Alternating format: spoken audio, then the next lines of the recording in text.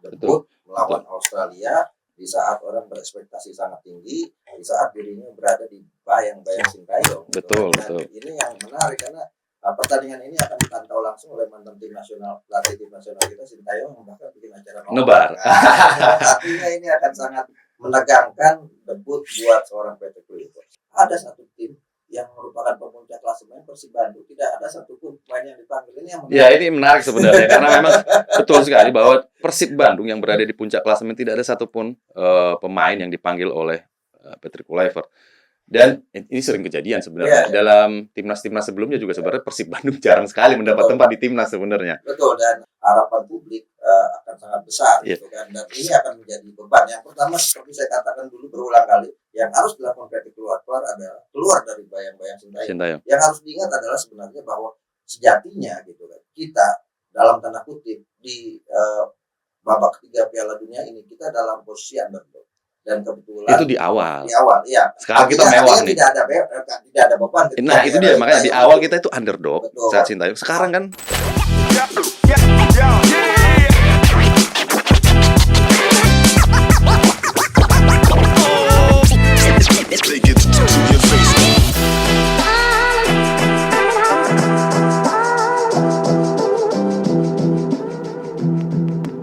halo rekan-rekan pers, kembali kita di DPO dari Pulau Mas. Namun kali ini kita akan membahas sedikit topik yang berbeda dari pertemuan-pertemuan sebelumnya. Kali ini kita akan membahas tentang Timnas Indonesia yang akan melanjutkan petualangannya di ronde ketiga babak kualifikasi Piala Dunia 2026 zona Asia, di mana Indonesia pada bulan ini akan berhadapan dengan dua tim, yakni Australia dan Bahrain.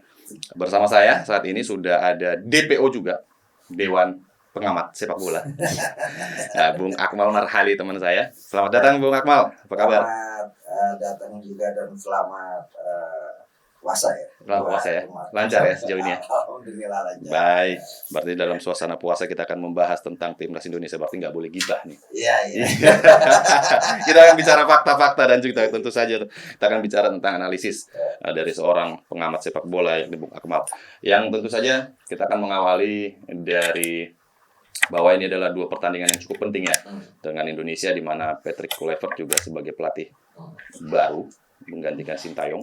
Dia itu memasang target lah 4 poin dari dua pertandingan ini. Jadi kita akan membahas yang paling dekat dulu aja, yakni lawan Australia, di mana pertandingannya akan berlangsung tanggal 20 Maret di Sydney, di mana pada pertandingan ini Patrick Kluivert berharap bisa mencuri paling tidak 1 poin. Dan kira-kira realistis nggak sih? Ya, kalau bicara materi pemain yang dimiliki saat ini sangat realistis. Dan itu adalah ekspektasi dari publik sepak bola Indonesia saat ini. Ditambah lagi misalnya dengan hadirnya 3 pemain baru yang baru saja disumpah sebagai warga negara Indonesia. Jadi bicara materi pemain Indonesia saat ini bahkan berada di nomor urut 6 untuk market value sekitar 693 miliar kalau ditotal ya. Skuad mewah lah ya. Skuad mewah. Nomor 1 ya masih Jepang sekitar 1,6 triliun. Kemudian nomor 2 Korea Selatan. Artinya dengan berada di peringkat 6 dengan jatah lolos ke Piala Dunia 8 tim, Indonesia sejatinya kalau bicara market value harusnya lolos ke Piala Dunia. Itu yang kemudian menjadi harapan publik. Ditambah lagi publik masih pastinya teringat dengan sukses kita terakhir adalah menang 2-0 melawan Arab Saudi.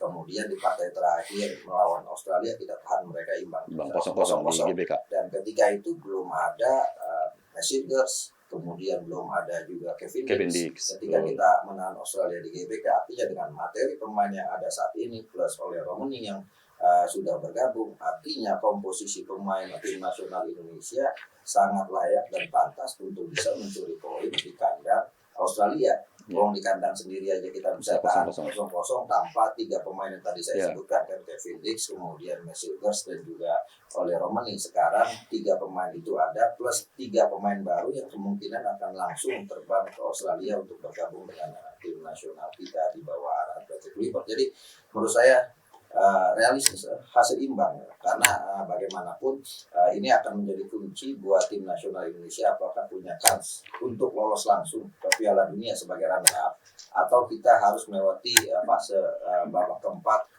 kalau nanti kita berada di posisi 3 atau 4 di grup C ini. Jadi ada pilihan opportunity yang kita miliki saat ini adalah kita lolos langsung sebagai runner up karena nomor satunya sudah pasti bisa dikatakan Jepang ya. Dan salah satu kuncinya ya kita harus bisa mencuri poin di kandang Australia. Ya, saat ini kita tahu bahwa Indonesia itu mengantongi 6 poin ya, normal ya, dan berada di posisi ketiga grup C, di mana posisi kedua ada Australia dan posisi pertama ada Jepang.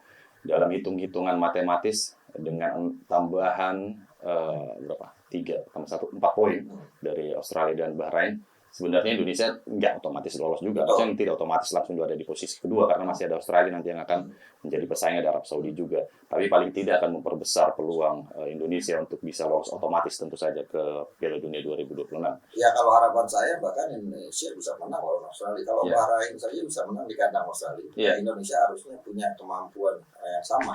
Karena bicara materi pemain misalnya Australia sama Indonesia bahkan bicara materi pemain saat ini lebih mewah dan lebih wah pemain tim nasional kita gitu kan. Karena di antara pemain tim nasional kita ada yang main di Serie A seperti BIK, ada yang bermain di Eredivisie, kemudian ada yang bermain di Inggris, ada yang bermain di Belgia, ada yang bermain di bahkan ada yang bermain seperti Pratama Arhan di Thailand.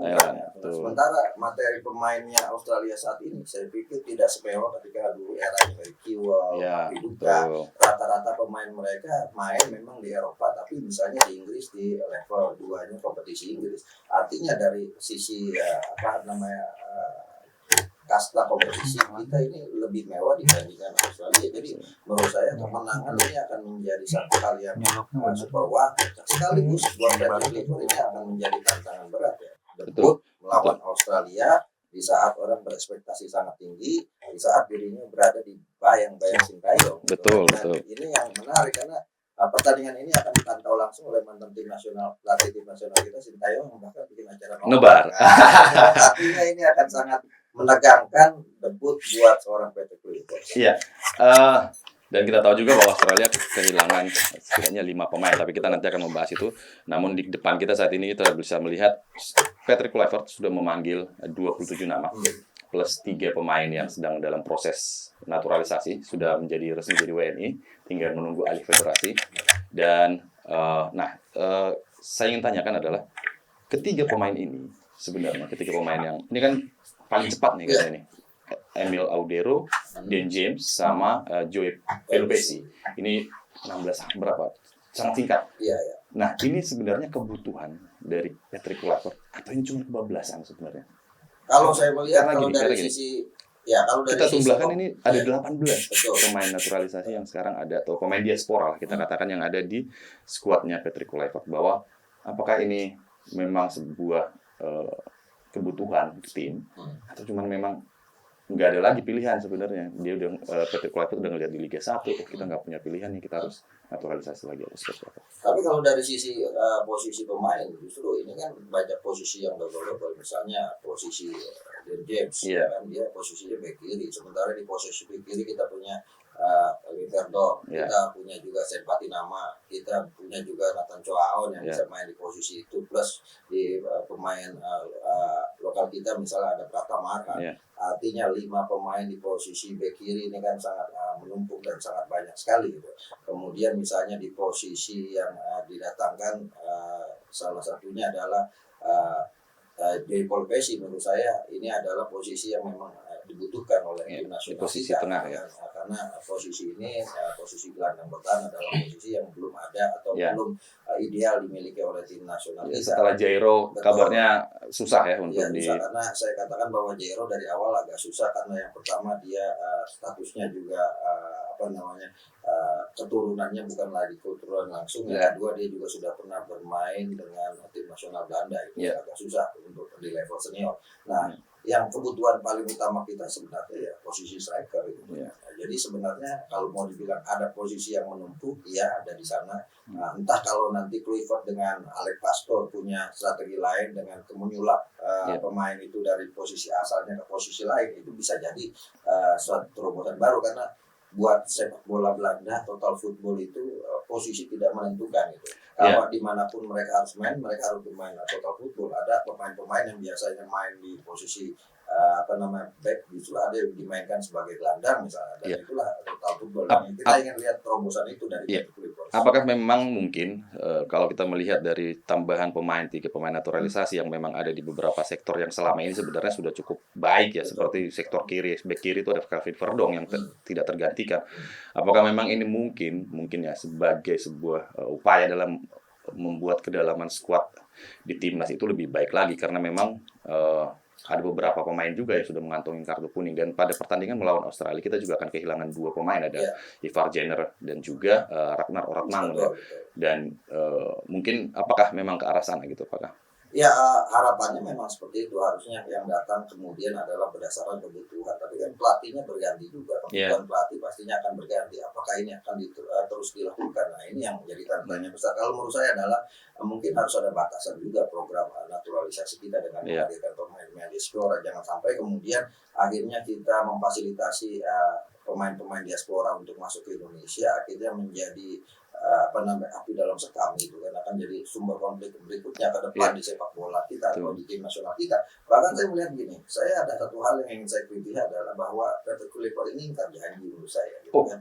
Karena ketika dia datang, dia mengatakan bahwa saya hanya akan memilih pemain-pemain yang punya jam terbang tinggi. Tapi faktanya mereka Patrick Kluivert masih memfasilitasi pemain-pemain diaspora. Iya, betul. Dari pemain diaspora yang ada kan hanya Elkan Bagot yang tidak dipanggil. Karena itu pun atas dasar Elkan Bagot memilih untuk lebih fokus bersama klubnya saat ini. Ada Jordi Amat juga yang sudah kembali masuk di timnas. Iya, betul. Artinya kan mereka semua akhirnya harus difasilitasi untuk masuk di tim nasional. Betul. Akan menjadi katakan api dalam sekam kalau misalnya di antara salah satunya tidak dibawa, pasti ada yang ngamuk. Apalagi generasi-generasi awal kan beberapa saat sebelumnya banyak juga yang sindiran-sindiran yang lakukan di antara pemain diaspora. Betul. Lu kemana aja lu gitu. Sekarang sudah kita udah di sini, lu baru pada datang kan ada. Betul.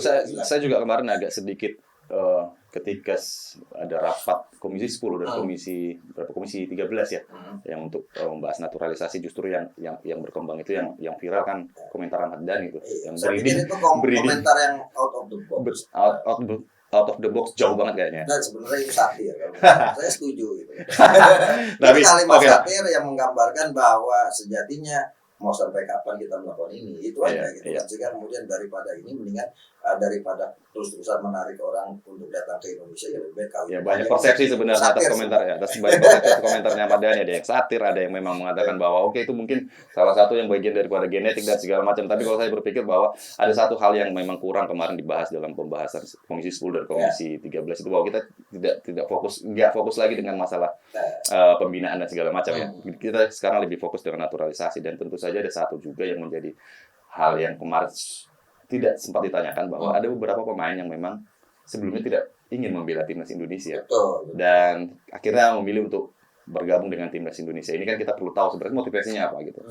Karena kan kalau motivasinya memang ada yang lain, bukan masalah nasionalisme atau lain-lain lah, atau faktor keturunan segala macam, itu akan mempengaruhi semangat bertanding mereka di lapangan tentunya. Dan ini kemarin kita tidak mendapatkan informasi ini dari Komisi 10 dan Komisi 13 dalam saat bersidang itu. Ya, kalau saya sih konsisten dari awal mengatakan bahwa naturalisasi ini delusional. Ya, satu proses di mana sejatinya pemain-pemain yang kemudian menjadi warga negara Indonesia, walaupun kemudian dibungkus bahwa ini adalah bagian dari mereka kembali ke negara asalnya, sejatinya delusional. Karena kalau seandainya mereka terpilih ke tim nasional Belanda, mereka akan lebih memilih Belanda, karena di sana lebih punya potensi untuk berprestasi. Contoh misalnya Tijan Rider, kakaknya Elian Rider, kan dia punya keturunan Indonesia, tapi dia lebih memilih main di tim nasional Belanda gitu kan. Nah, ada beberapa misalnya sebelumnya tadi dikatakan Audiero Mulyadi itu awal-awal kan, dia masih berpikir bisa masuk tim nasional Italia, tapi ketika kemudian peluang itu sudah tidak ada, dan untuk tetap menjaga eksistensi sebagai pemain bola, maka mereka harus memilih ada peluang untuk main di tim nasional Indonesia, dan itu diambil karena label tim nasional itu sangat berharga buat pemain bola. Selain menjaga eksistensinya, juga menjaga nilai atau harganya di level sepak bola dunia. Contoh lagi misalnya Messilger, sebelumnya kan agak berat untuk menjadi warga negara Indonesia, tapi ketika kemudian semakin banyak dan semakin besar peluang Indonesia untuk lolos Piala Dunia, mereka kemudian memilih menjadi warga negara Indonesia. Indonesia. Dan saya pikir yang harus dilakukan ke depan adalah bagaimana kemudian pemilihan pemain diaspora ini didatangkan berdasarkan kebutuhan tim, bukan kemudian siapa saja yang mau hadir. Jadi kalau saya lihat komposisi pemain tim nasional kita ini masih berat di belakang gitu kan, kalau dari pemainnya. Ya, belum ada tambahan untuk sektor depan kecuali oleh Romani. Betul. Baik. Dan ini yang harus, menurut saya harus juga menjadi perhatian baik itu PSSI maupun pemerintah dalam hal ini DPR untuk kemudian ke depan lebih selektif lagi dalam memilih atau mencari pemain, karena berdasarkan kebutuhan. Kalau saat ini kita butuh striker, ya kita cari striker yang mumpuni. Bahkan dulu misalnya ada yang bilang bahwa Giovanni Pamprongkos punya darah Indonesia. Bahkan saya pernah bertemu di Piala Dunia 2010 di Afrika Selatan. Keluarganya bisa ngomong bahasa Indonesia, tapi Giovanni Pamprongkos pasti lebih milih main di tim nasional Belanda karena ada peluang main di Piala Dunia. Nah sekarang semakin banyak orang yang berminat untuk main di tim nasional Indonesia karena kebetulan ada opportunity kita bisa lolos ke Piala Dunia. Betul, satu opportunity, dan juga tentu saja ada Patrick Kluivert di sana yang mungkin akan bisa meyakinkan mereka. Tapi oke lah, program naturalisasi memang sejak awal adalah ditujukan untuk short term, untuk jangka pendek gitu. Jadi programnya adalah program akselerasi. Jadi masuk tim nasional itu ada 2 jalur. Yang pertama jalur prestasi, yang kedua jalur naturalisasi. Yang nggak ada jalur zonasi. Jalur zonasi agak susah, Bu. Agak susah, yang ada di sekolah. Ya, nanti banyak diganti zonasi diganti dengan domisili. Soalnya kalau ada yang nggak lulus nanti banyak yang akan ngukur jalan nanti. Itu sering terjadi. Nah, dan menarik sebenarnya. Oke lah, kita pahami lah itu sebagai short term gitu. Tapi memang ada beberapa hal yang memang harus oleh PSSI harus dibenahi juga tentang program perekrutan pemain ini. Dan kita akan kembali lagi ke 27 nama plus 3 tadi yang sudah dipanggil oleh Patrick Kluivert untuk berhadapan dengan Australia. Yang menarik sebenarnya memang tadi kita bahas ada 4 pemain itu yang memang sangat jarang sekali, menit bermainnya itu sedikit sekali. Sementara Patrick Kluivert sebelumnya saat dia pertama kali perkenalan dia selalu mengatakan bahwa pemain-pemain yang punya menit bermain yang lebih banyak itu akan lebih berpeluang untuk masuk ke squad dia. Ada beberapa nama seperti Nathan Chow, ada juga Rafael Struijk juga, terus ada Eliano juga yang belakangan juga sudah mulai terpinggirkan ke bangku cadangan. Terus ada juga Seng Patinama, dan keempat nama ini masih masuk di squad timnas Indonesia. Sementara kita tahu ada satu nama yang netizen juga saat ini sedang mempertanyakan nih, Asnawi Mangkualam, yang sedang bagus-bagusnya main di Liga Thailand, dan justru tidak ada masuk dalam skuadnya Patrick Kluivert. Ini gimana Anda memandangnya? Ya itu saya katakan tadi, jangan sampai kemudian Patrick Kluivert ini memfasilitasi diaspora yang sudah ada saat ini untuk tidak terjadi perbedaan pendapat di dalam kompetisi internal terjadi, karena yang justru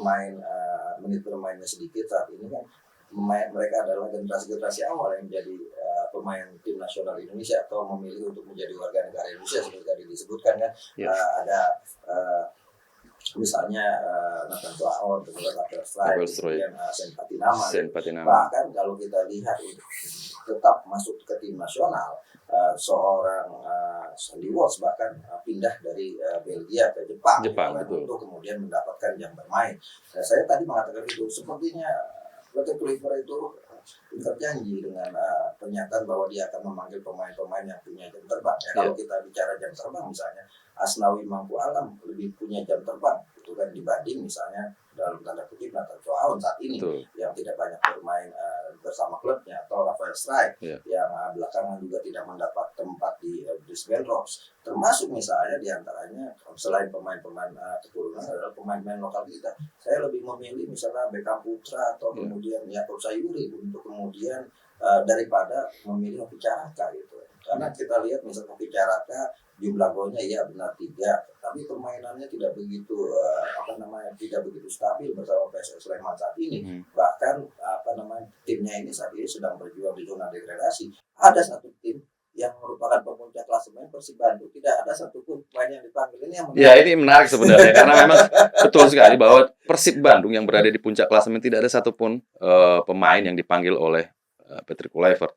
Dan ini sering kejadian sebenarnya dalam timnas sebelumnya juga sebenarnya Persib Bandung jarang sekali mendapat tempat di timnas sebenarnya. Betul, dan itu yang menarik. Karena apa menurut saya? Karena ada sebenarnya yang pemain yang sedang menonjol saat ini selain misalnya Mark Locke sebagai kapten tim Persib, ada juga Beckham Putra yang penampilannya sangat menonjol dan bahkan mungkin dalam tanda kutip saya yakini masih bisa bersaing dengan Eliano Reuters kali di posisi sayap kanan. Kan? Atau bisa juga Yaakob Sayuri juga sekarang bersama Maluku United sedang on fire. laga beruntun tidak terkalahkan gitu kan. Yep. Dan menariknya pemain-pemain yang sedang on fire ini justru tidak dipanggil, tapi yang dipanggil adalah pemain-pemain yang sejatinya dalam tim tidak begitu menonjol saat ini. Dan saya setuju ketika misalnya Witan Sulaiman tidak dipanggil Ya, saat betul. ini karena performanya sedang menurun. dan itu adalah pilihan dari Patrick Kluivert yang sangat fair. Tapi saya masih bertanya-tanya misalnya dengan pemain yang tadi yang banyak jam terbangnya minim atau bahkan di kompetisi domestik juga tidak begitu menonjol seperti Hoki Caraka dipanggil itu dibandingkan dengan mengorbankan ya pemain-pemain seperti Beckham Putra yang ada di posisi sedang on fire saat ini menjadi salah satu pemain yang key player di Persib untuk memuncaki klasemen, Yaakob Sayuri yang punya pengalaman yang bahkan posisinya bisa berstyle gitu kan. Dia tidak hanya dalam satu posisi gitu kan. Kalau Hoki Caraka kan hanya satu posisi sebagai striker. Sementara Yaakob Sayuri bisa main sebagai bek kanan, bisa main sebagai sayap kanan gitu kan, bahkan bisa main di posisi kiri. Begitu juga Beckham Putra bisa jadi sayap kanan, sayap kiri. Artinya ada hal-hal yang tidak masuk logika kita ketika pemanggilan tim nasional yang 27 plus nanti 3 pemain itu Emil Audero, kemudian si Dian James sama Joey Polpesi. Artinya ada satu hal yang saya melihat ternyata Patrick Kluivert ini masih mencoba mengakomodasi tim yang sudah dibangun oleh Sintayong. Iya. Yang kejutan pertama ya cuma dipanggilnya Septian Bagaskara. Nah ini sebenarnya menarik, saya mau menanyakan tentang Septian Bagaskara. Sebenarnya selain apa sih Septian masuk di squad Patrick Kluivert? Sementara kita tahu bahwa dia di posisi striker, Septian Satria Bagaskara. Apakah memang ini yang terbaik sekarang di Liga 1? Ya kalau posisi striker saat ini untuk pemain lokal, Septian Bagaskara salah satu yang terbaik dengan posisinya sebagai striker ya. Kalau posisi lain wingers ya di Maulana Fikri dengan 11 gol. Septian Bagaskara sebagai striker. Dia goal getter. Iya, goal getter dengan 7 gol. Kalau saya ingat misalnya tahun 2021 ketika masih bersama 2020 ketika bersama Persib bahkan dia jadi top scorer Liga 3. Saat promosi ke Liga 1. Dengan 32 gol gitu. Ini pemain yang sangat potensial, pemain muda yang sangat potensial, dan saya mungkin melihat bahwa Patrick Kluivert sudah berdiskusi dengan Jan Oldervring ya sama Belanda gitu di mana di situ dilihat ada potensi besar dari Septian Bagaskara. Selain tentunya ini adalah stimulan bahwa hadirnya Septian Bagaskara dalam 27 nama yang dipanggil Kluivert stimulan kepada pemain-pemain di Liga 1 bahwa siapapun punya hak untuk punya kesempatan untuk dipanggil ke tim nasional, termasuk Septian Bagaskara yang pastinya akan melakukan debut kalau kemudian dia masuk komposisi 23 pemain misalnya nanti yang akan di line up menghadapi Australia.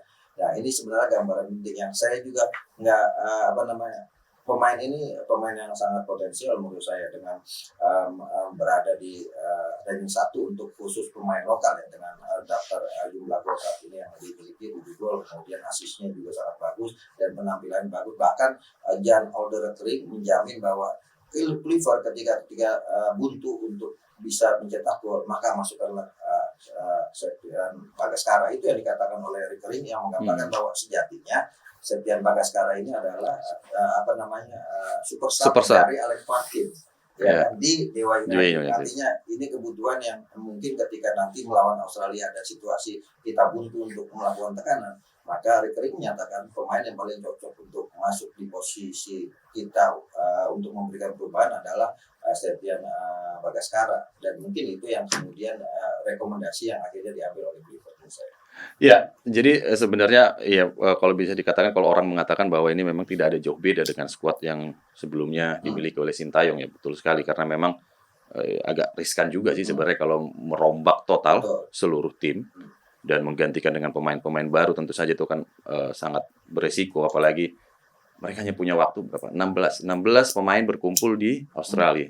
Dan setelah itu tanggal 20 main. Praktis hanya memiliki 4 hari untuk bisa bersama gitu. Dan itu tentu akan sangat riskan apabila terlalu banyak pemain baru yang akan dimasukkan ke dalam skuad ini. Namun yang menarik sebenarnya adalah kehadiran 3 pemain ini, 3 pemain baru, itu tentu saja akan mengubah komposisi nanti tim atau skuad yang akan berangkat ke Australia. Karena kan biasanya kalau kita tahu berarti 27 ya biasa pemain yang dibawa. Ya, 30. Tidak masalah, tapi yang masuk line up adalah 23. Artinya nanti akan ada 7 pemain yang kemungkinan tidak akan masuk line up. Tapi menurut Bung Akmal ini 30-nya kan di bawah semua atau? Akan di bawah menurut saya kan, karena memang kemarin di disisakan 3 karena menunggu proses kewarganegaraan dari Dan James, kemudian Emil Odero dan juga ketika kemudian ternyata bisa dipercepat. Sekarang kan tinggal nunggu proses administrasi. Belum ada kabar tentang peralihan. Saya pikir itu akan sangat cepat lah ketika kemudian status kewarganegaraan bisa dilakukan dengan cepat. Proses perpindahan administrasi federasi dari KNPB misalnya ke PSSI akan sangat mudah. Apalagi kantor FIBA-nya juga ada di Jakarta. Oh betul juga. Sudirman. Iya. Dan ada hubungan yang sudah terjalin cukup bagus. Yeah. Yang menarik menurut saya adalah sindiran justru dari pelatih Bahrain misalnya. Kan bahwa kita ini sebenarnya melawan tim nasional Belanda, bukan tim nasional Indonesia. Sebelum dia menyindir sebenarnya saya udah banyak sindiran terkait hal seperti itu. Terlambat sebenarnya pelatih timnas Bahrain karena sebelumnya pada pertandingan sebelumnya kita ini timnas Hindia Belanda, timnas Belanda kecil atau timnas timnas timnas DPD lah, Dewan Pimpinan Daerah. Timnas pusat ada. Itu sindiran-sindiran itu dan ini akan menjadi beban juga sebenarnya buat Patrick Kluivert ketika dia harus membawa tim ini dengan ekspektasi tinggi dengan jumlah pemain yang cukup wah gitu kan nilai pemainnya tambah dengan tambahan 3 amunisi ini. Dan saya pikir yang paling menarik adalah menebak apakah gitu kan siapa saja misalnya pemain yang tidak akan masuk line up. Betul. Apakah nanti yang menarik kalau semuanya misalnya yang masuk line up itu pemain diaspora. Nah, itu akan sangat sebenarnya bisa dipetakan sebenarnya. Yang paling gampang itu yang paling mudah untuk ditebak itu sebenarnya di posisi kiper. Betul. Karena kan ada Emil Odero di sana dan ada Martin Paes di sana. Martin Paes akan menjadi starter, Emil Odero akan menjadi pelapis. Tinggal satu lagi nih yang untuk di line up tentu saja. Tapi akan sangat menarik kalau seandainya ternyata berubah Odero yang jadi Odero jadi starting line up. Kenapa? Kalau kita melihat pertimbangannya apa? Kan baru masuk nih. Penampilan saat ini misalnya dibanding Martin Paes dengan Emil Odero itu lebih stabil penampilannya di di Italia bersama Palermo dibanding misalnya Martin Paes di Amerika Serikat yang belakangan penampilannya menurun. Tapi kan tidak akan mungkin kemudian dalam waktu cepat akan dimainkan atau jadi starter melawan Australia. Kemungkinan mungkin jadi starter.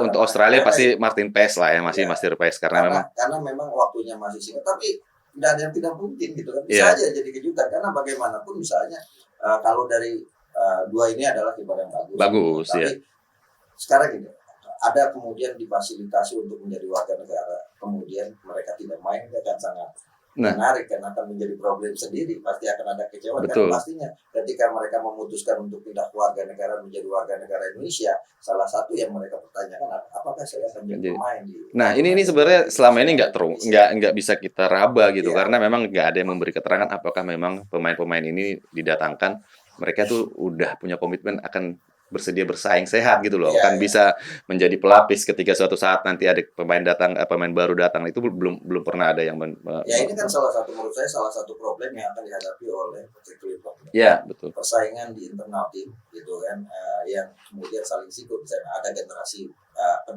generasi awal asabikunal awalun kalau bahasa kerennya gitu. Ada generasi awal, ada generasi baru yang tabiin lah ini kan. Yang pertama ini generasi pertama pastinya akan ada guncangan secara psikologis kalau kemudian mereka tersingkir dengan datangnya generasi baru ini. Gitu. Karena bagaimanapun itu ada beberapa pemain juga yang sudah melakukan sindiran, bahkan dalam tanda kutip yang kemarin ramai kan perseteruan antara pemain dengan Sintayong itu salah satunya terjadi dengan banyaknya hadirnya generasi-generasi baru. Generasi awal itu lebih patuh dengan situasi dan kondisi. Generasi baru menjadi sedikit ada ego di sana karena mereka merasa pemain-pemain bintang. Tapi mungkin meredam ini yang paling ini yang akan menjadi tugas Patrick Kluivert dengan nama besarnya dia. Kemudian dengan dengan wibawanya dia diharapkan dia bisa membuat suasana ruang ganti itu kondusif. Makanya kan Patrick Stephen Kluivert PSK pastikan semua kondusif. Emang untuk singkatan Bung Akmal jagonya nih. Dan yang pasti tentu saja memang itu akan menjadi sebuah kita belum bisa mengatakan masalah karena belum kejadian, tapi mungkin ada potensi atau mungkin tantangan bagi Patrick Kluivert lah. Dan tentu saja kita berharap bahwa memang profesionalitas yang dikedepankan ya.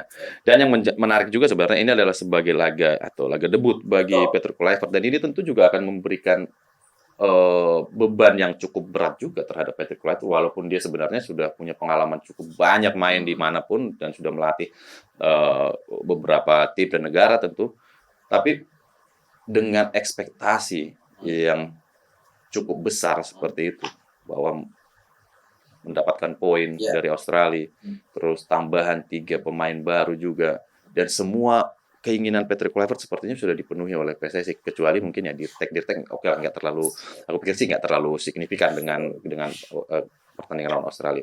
Tapi ada penasihat sekarang, penasihat teknis, ada 2 asistennya, Danny Lancet sama Alex Pastur yang selalu memberikan masukan, belum lagi fasilitas atau kemudahan mereka untuk bisa memantau langsung pemain-pemain Liga 1 dan seperti itu. Dan yang terakhir juga ada baru nih yang jadi rumor bahwa ada lagi satu lagi calon pelatih yang masuk di tim kepelatihannya, tapi ya maksudnya ini masih rumor gitu. Dan namun di luar itu ada 2 nih sebenarnya pelatih lokal ada nih. Ada. Jadi kemungkinan saya melihat ada kemungkinan yang kedua adalah asisten di situ, ada transfer ilmu yang diharapkan. Tapi sampai sekarang belum diumumin loh. Ya, belum diumumkan karena memang masih dalam proses seleksi ya. Apakah Australia kan di bawah? Kemungkinan juga salah satunya mungkin belum ya, karena memang ada beberapa pelatih yang misalnya Nova Arianto misalnya akan masuk komposisi misalnya, dia masih dalam waktu yang bersamaan harus fokus untuk memegang tim nasional U17 untuk Piala Asia. Ada beberapa nama yang sudah dipanggil kan, ada Kurniawan Widianto, Eko Purjanto, Bima Sakti, termasuk Julio Busur. Tapi kan ini masih dalam proses proses untuk seleksi yang dilakukan oleh. Berarti belum rampung nih ya? Oke. Saya pikir ini belum rampung. Patrick Kluivert mungkin masih membawa timnya sendiri dulu. Yang ada saat ini ada Alex Pastur, ada Danny Lancet, ada pelatih kiper dari dan juga pelatih fisik, pelatih kiper dari Dewa United. Nah, intinya kan bahwa skuadnya sudah dipenuhi nih, pemain baru sudah dipenuhi. Ini sepanjang sejarah saya meliput sepak bola nasional, ini komposisi pelatih yang paling mewah. Paling mewah ya. Bahkan sejak PSSI berdiri, ini komposisi pelatih yang paling mewah gitu. Ini yang menurut saya nanti, apakah ini akan menjadi beban moral yang cukup berat bagi Patrick Kluivert untuk di laga perdana nanti melawan Australia? Ya pastinya gitu kan, dengan komposisi yang sangat luar biasa. Ada anak Johan Cruyff, betul. Salah satu legenda sepak bola Belanda, walaupun kalau dari sisi main misalnya, ini yang menarik. Kalau Patrick Kluivert sangat luar biasa saat menjadi pemain gitu kan, justru berbeda dengan Jordi Cruyff yang tidak begitu bersinar saat menjadi pemain baik di Barcelona maupun di Manchester United. Kemudian didatangkan, tapi dia membawa DNA nama bapaknya, Johan Cruyff kan, yang diharapkan bisa memberikan sentuhan baru sepak bola ini. Dan yang menarik adalah yaitu komposisi bahkan ini yang terbaik di Asia, yang paling mewah di Asia. Kalau kita lihat komposisi pelatih kita, artinya pastinya harapan publik akan sangat besar gitu kan, dan ini akan menjadi beban. Yang pertama seperti saya katakan dulu berulang kali, yang harus dilakukan Patrick Kluivert adalah keluar dari bayang-bayang Sintayong. Yang harus diingat adalah sebenarnya bahwa sejatinya gitu kan, kita dalam tanda kutip di babak ketiga Piala Dunia ini kita dalam posisi underdog. Dan kebetulan itu di awal, ya. Sekarang kita mewah nih. Tidak ada beban. Nah itu dia, makanya di awal kita itu underdog saat Sintayong. Sekarang kan. Dan ditambah lagi ada 2 tim tradisional yang biasa lolos Piala Dunia penampilan sedang tidak bagus. Ada Arab Saudi dan Australia. Bahkan Australia mengganti Graham Arnold dengan Tony Popovic. Arab Saudi juga melakukan pergantian pelatih. Itu di tangan Indonesia semua loh itu. Betul. Artinya ini kan putaran yang sangat yang sangat menegangkan saat ini adalah justru di putaran kedua dengan komposisi poin yang sangat tipis. Selain Jepang di sana, Australia 7, Indonesia sampai kemudian Bahrain sama-sama nilainya 6 gitu kan. Artinya di pertandingan nanti kalau yang kalah pasti akan jadi juru kunci.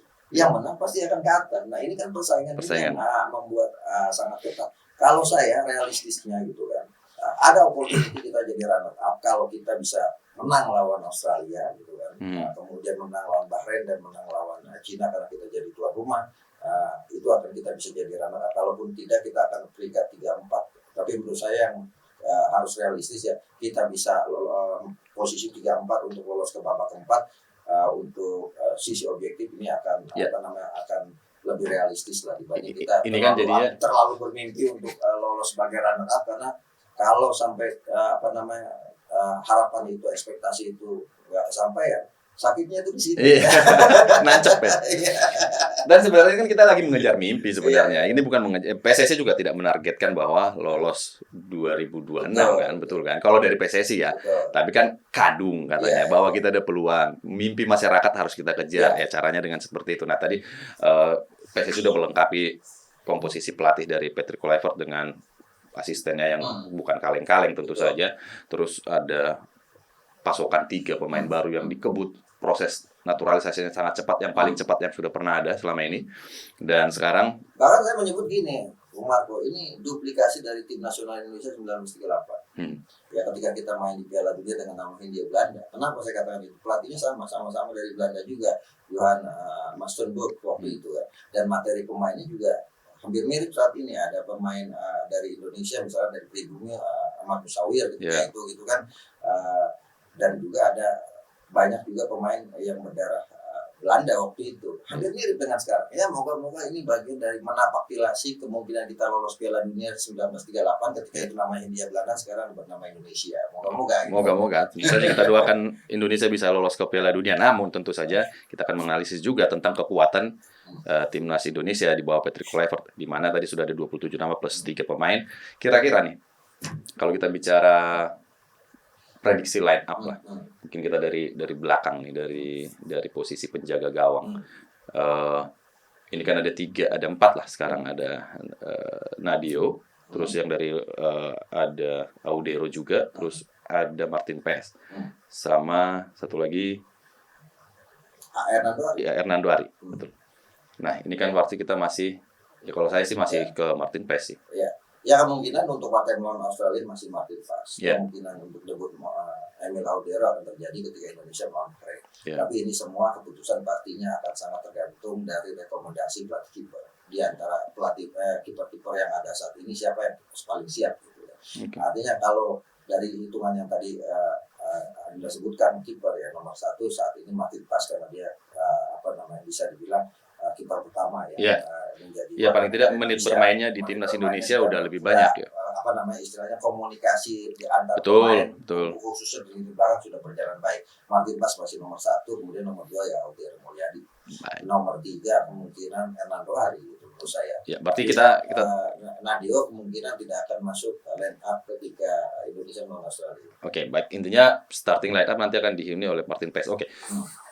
Kira-kira untuk skemanya, berarti ini formasi menyerang karena memang kan membutuhkan poin ya. Tapi nggak tahu nih, kalau memang targetnya adalah 1 poin, apakah memang bermain bertahan itu menjadi solusi atau justru memang lebih banyak keinginan untuk memegang bola gitu. Ya, Alex Pastur sudah mengatakan apapun polanya yang penting menang. Artinya bertahan juga akan dilakukan kalau kemudian kita bisa menunjukkan kemenangan. Artinya sepak bola sekarang adalah sepak bola yang pragmatis. Kemenangan menjadi tujuan utama. Sepak bola resultan istilah saya kan.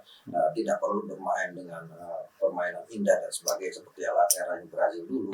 Yang penting kita bisa menang, itu yang paling utama. Karena apalagi dalam persaingan untuk lolos Piala Dunia ini, di mana poin para pesaing sangat ketat. Jadi menurut saya, tapi yang akan membedakan adalah mungkin gaya bermain antara Sintayong dengan generasi Patrick Kluivert saat ini, gaya bermain, filosofi bermainnya. Karena Belanda itu agak berbeda tentunya dengan Korea Selatan dalam gaya bermain. Korea Selatan lebih kepada fisik.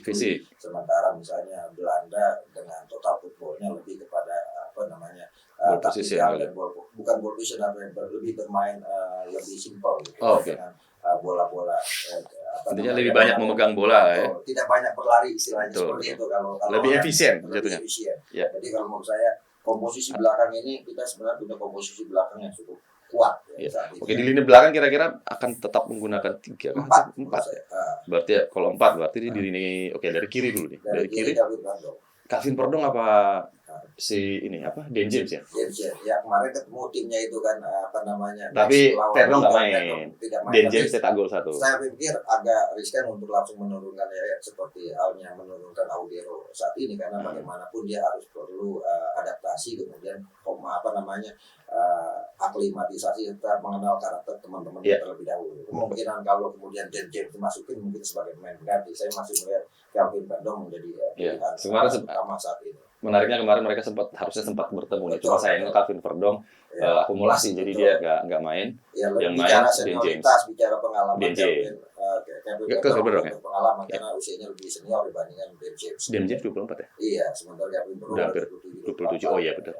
Kemudian di belakang udah pasti seperti J. Sebelahnya J. Oke. J dan Mes. Sisi kanan yang kemarin lagi ramai itu kan dibully kan, Silver kan gara-gara menggagalkan timnya lolos di di pentas Eropa. Oh, bunuh diri. Iya. Tapi Mes memang cukup berat beban yang harus ditanggung Mes karena memang ya mulai dari pergantian Sintayong dia juga kena kemarin. Artinya gini, Mes itu punya pengalaman baru setelah jadi warga negara Indonesia, kapanpun media sosialnya pasti akan banjir dengan kritikan. Ya, mudah-mudahan sih sebenarnya sebagai pemain profesional cukup kuat lah mentalnya untuk bisa menghadapi kritik-kritik seperti itu. Oke, Mes dan J ada di tengah. Berarti sebelah kanan apakah nanti Kevin Dix kan cedera? Ya kemungkinan cederanya juga bisa sembuh kan. Kalau misalnya masih cedera, ya bisa ada Eliano Raider di sana. Ada pilihan, ada Sandy Walsh. Ada 3 pilihan kan. Sandi atau Eliano kira-kira? Kemungkinan adalah Eliano Raiders ya kalau saya melihat gitu kan, untuk kemudian pilihan utama masih Kevin Dix sih menurut saya. Walaupun kemarin juga kalau itu yang kemudian menyebabkan cedera itu dibully juga oleh netizen. Memang luar biasa netizen Indonesia.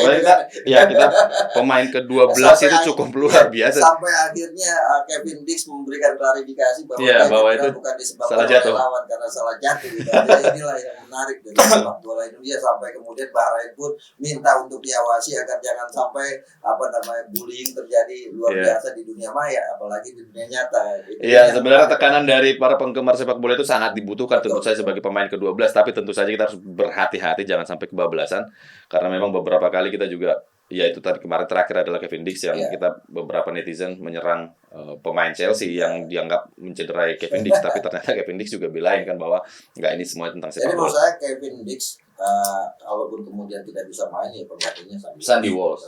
Oke. Ada 4 di belakang, berarti dia di tengah dia akan menggunakan 3. Siapa kira-kira? Ya kemungkinan ini bisa debut Joey Profesi ya menurut saya, dengan Tongkei kemudian ada di sana juga, dan satu lagi menurut saya kemungkinan antara Marcelino atau Eliano Raiders di salah satunya. Oke. Gitu kan. Berarti Tom Hai. Terus tapi saya lebih menarik sebenarnya, saya ingin komposisi ini semua pemain diaspora. Oke. Kalau untuk pemain diaspora kira-kira dari belakang ke depan? Ya, di belakang kan udah pasti diaspora. Iya, oke, diaspora. Tengah. Kemudian tengahnya ada Tom Hai, kemudian ada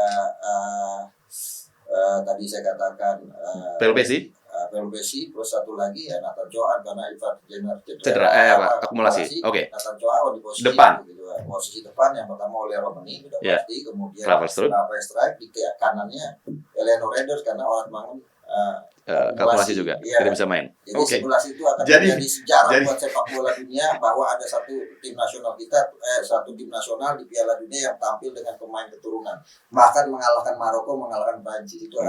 Ini prediksi Bung Akmal bukan prediksi atau harapan sih? Ya, saya berharap seperti itu, sehingga kemudian kita juga bisa melakukan evaluasi terhadap proses diaspora, mendatangkan pemain diaspora, apakah ini sudah memberikan hasil atau tidak. Kalau kemarin kan ketika kemudian ada misalnya Witan dimainkan, Aslawi Makuala, ketika kemudian ada kesalahan kan mereka dianggap sebagai penyebab kegagalan ini. Nah sekarang artinya kalau memang ini sukses, ini akan menjadi hasil yang sangat bagus. Kalau tidak sukses dengan materi komposisi pemain diaspora kita semua di line up ini, harus ada evaluasi. Oke, baik. Ya, apapun itu tentu saja komposisi pemain dan skema permainan itu ada di tangan PT. Ya, karena sekarang ini kan ekspektasi publik dengan hadirnya pemain-pemain diaspora sangat besar. Betul. Sehingga kemudian ya sekarang mereka sudah menjadi warga negara Indonesia, yang mereka harus membuktikan kemampuan dan kualitas mereka untuk mengangkat sepak bola Indonesia ke pentas dunia. Dan itu harapan kita bersama. Sebelum kita closing karena memang udah mau buka nih. Belum ternyata, tapi memang udah harus kita akhiri. Udah cukup lama kita berbincang tentang persiapan Indonesia melawan Australia. Terakhir, sedikit aja, prediksi skor kira-kira? Saya sih berharap kita menang lawan Australia seperti halnya Bahrain menang melawan Australia di kandang Australia. 1-0 saja. 1-0 saja cukup ya. Indonesia kalau ini bisa menang, bahkan ini akan menjadi debut yang sangat sensasional buat Patrick Kluivert, dan mungkin orang akan mulai percaya, trust kepada Patrick Kluivert karena memang yang didapat ini. Tapi kalau kemudian seri atau imbang, ini akan menjadi tekanan dan pressure buat Kluivert ketika akan melakoni debut pertamanya di Stadion Utama Gelora Bung Karno Senayan melawan Bahrain. Baik, jadi apapun itu komposisi pemain dan skema permainan tentu saja akan kita serahkan kepada Patrick Kluivert. Dan tentu saja sebagai cinta sepak bola Indonesia, masyarakat Indonesia, kita tentu mendukung timnas Indonesia bertanding melawan Australia, dan tentu saja nanti saat berhadapan dengan Bahrain, dan kita tentu saja berharap Indonesia bisa membawa pulang poin dari Australia dan bisa memetik poin penuh juga di melawan Bahrain. Istilahnya pakai koyok sampai amnesia. Ayo dulu Indonesia. Asik, gitu dia. Baik, sampai di sini dulu DPO hari ini. Kita kembali di edisi berikutnya. Bye bye. Terima kasih Bung Akmal. Oke, thank you, mantap.